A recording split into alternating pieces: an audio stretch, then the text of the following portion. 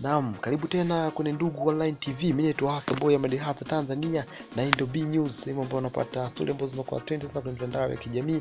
Pia ndio sehemu ambayo unapata kujifunza mambo mbalimbali. Naam, leo nataka nikujuze na story inahusiana na Tanzania kushika nafasi ya kwanza kwa watu wanaotumia bangi. Yaani Tanzania imeshika nafasi ya kwanza kwa wananchi wake kuwa wanatumia bangi kwenye Afrika Mashariki.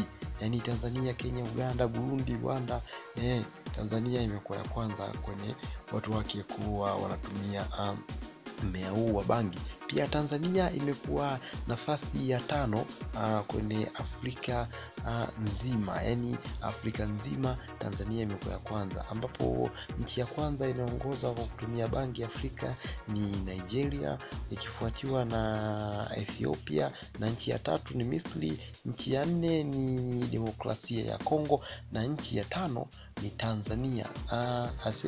Hii nchi noma sana. Unazungumza nini kuhusiana na Tanzania kuwa nafasi ya kwanza East Africa na Tanzania kuwa ya 5 kwenye Afrika nzima kwa kutumia mihadarati hii ya bangi? Mimi tu Hasa Boy ya Madihasa Tanzania.